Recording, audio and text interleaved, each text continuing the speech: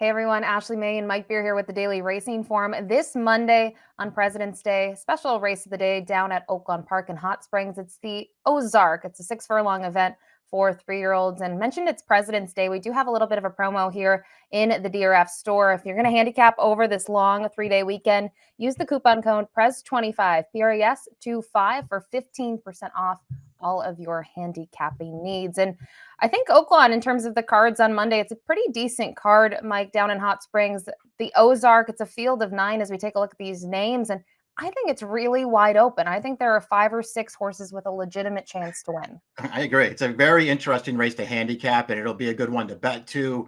But I think you kind of want to wait and see how the odds play out. I don't have an argument with the 2 morning line favorites drawn towards the outside, Ashley, but I also didn't feel like either of those horses necessarily had to win.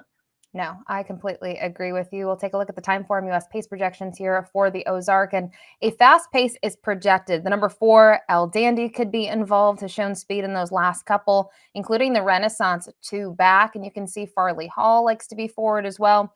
And then the 5, Catamount, he kind of chases the pace on those 3 races that we've seen at different tracks.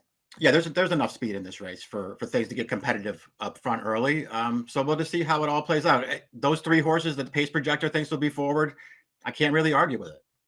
You can see the LP flag attached to the 3, Ola Joey. I think that is spot on what we've seen in those last 2 where he's been able to win. He is closing from towards the back of the pack. We'll kick it off here, though, with the number 1, Waco. We'll actually take a look at his most recent performance. He was facing winners for the first time, and he was jumping from a maiden 50,000 to this event, a starter optional claiming event, and similar trip unfolded him for once again. It was a little bit slower, but not a problem at all. I like his last 2 races quite a bit. This horse is he's getting better with every start. This is a very, very easy win for this horse. He had a competitive pace to come after, but he just wins this race very, very convincingly. You know, Lucas will step him right up in class here and hope he moves forward again. Yeah, and we talked about those 2 efforts. It just seems like a horse that when you think about Dwayne Lucas too, it takes him a little bit to get going, and then they start to figure it out. And he's not afraid to race them. That horse had 2 races in the month of January, both winning performances. Number 2, Farley Hall. We saw him in that most recent effort. He was part of the pace, and he surrendered to finish 3rd. It wasn't a bad effort by any means, but it just feels like besides the win, those last 2 at Oaklawn, he has just kind of given it up in the final stages and doesn't have the punch late. Yeah, and he needed the drop in class to get the lone win, too, a race where he just got absolutely loose on the lead. His 2 races since then aren't bad, but I don't think if he runs those races in this spot, I really don't think he's going to be competitive with this field. The 3, Ola Joey, we did see the LP flag attached to him. We'll take a look at his most recent performance, where his first start was good. It just felt like it was a little too short for him down at Remington Park. And these last 2 tries at 6 furlongs, I think there's different things to like about both of them. But this was a tough race for him, a tough group when you look at it in terms of the level, and a well-timed ride here to get up by a neck. Yeah, this horse he's another one. He's getting better with every start so far. This race, he was wide on the turn in this race. It looked like he was kind of going nowhere, but he found a finish. His maiden win 2 back, I thought, was a real step in the right direction. That was a very strong performance. I don't know, man. He's only 5-1 on the line. That I don't know if that's a very good price on him. I think he's a major player in here, though. I think 2 things. I think when you looked at that replay, I don't really know how well he was being asked in those final jumps. He was just kind of motoring along. He's 5-1. I think he could go up in that price. I have a feeling you could see him maybe in the 7-1 region, and I think that's where he gets a little bit more interesting. 5-1, I agree, looks a little short. The 4, Dandi, he's raced a ton in his career when you look at it so far. Last year, 11 starts, 2 wins.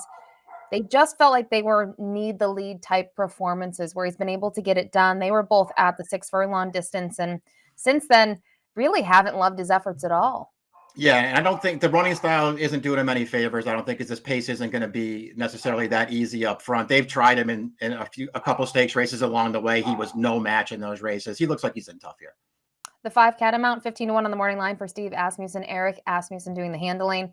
2 for 3 in the career. Those wins came at Lone Star and more recently at Remington.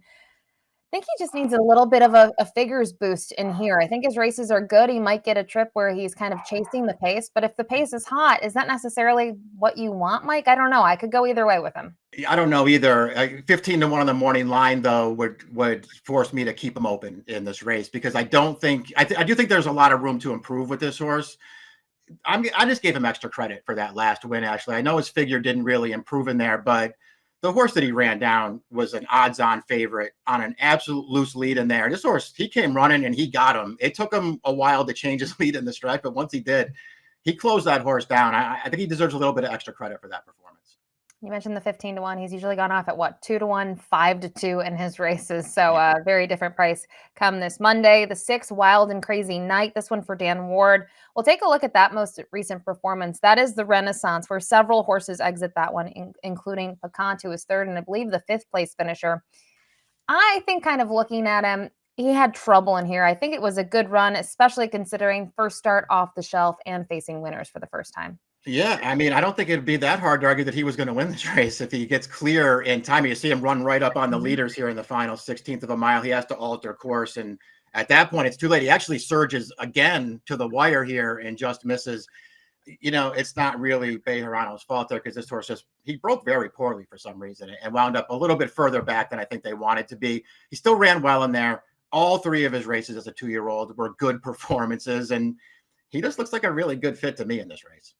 The 7, I Got Game, second choice on the morning line at 5-2. This one for Tom Amoss.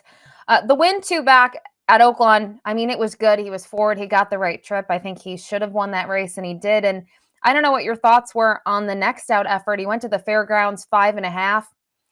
I thought it was okay. I don't know if I loved the performance, to be honest. I'm with you. The two morning line favorites for this race are coming out of that heat there, and I don't know if I love either one of them just out of that race alone. This is a horse who I got to see a lot of early on, actually, because he wound up running in Saratoga as a 2-year-old. His first 2 starts I thought were sort of good performances, and I was really interested in him when he came to Saratoga.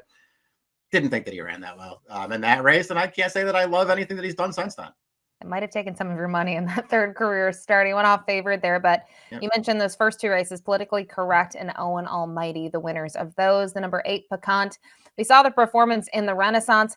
It was a good performance. I liked this horse a little bit more. I thought he didn't take a lot of love on the tote board, which is a little disheartening, but in typical David Jacobson style, the horse came back 8 days later and didn't run a lick. So to me, that's more of a negative than anything. And now he's coming back off of what, 2.5 weeks rest or so? Yeah, I just didn't like his last race at all. 2 starts back. Wildncrazynight certainly, in my opinion, ran better than this horse did. I don't know. I thought Jacobson's always dangerous. I thought this horse was hard to make. And then rounding out the field is the number 9, Innova, who is the 9-5 morning line favorite. I think there are a lot of things to like in the sense that those last 2 have been a huge step up. A horse that won on debut had 2 okay performances, but last time out, I think I like his performance better than I Got Game because he did it pretty easy on the front end. Yep. The only concern I have, and I'm curious to get your thoughts, those races, both with Lasix. Yeah, I always have to take that into consideration.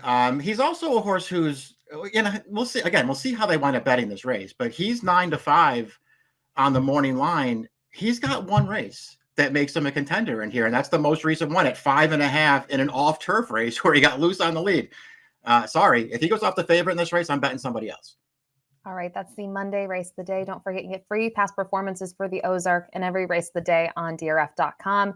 Top pick time. I think we both made it very clear we will go against the favorites. You have a lot more guts than me. I will toss them underneath, but you go to the number 6 in here, Wildncrazynight, who we saw did have a troubled trip with no room in the stretch last time out. Yeah, I just think he's a good fit in this race. I'm not sure that the field he raced last time isn't a lot better than the one he's facing here, and he's probably not going to be the favorite. So I'm going to take him on top.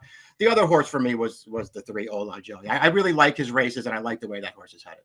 And I still am convinced that he'll go off at a better price than 5-1. I'll go to a price shop in here as well. The number 1, Waco.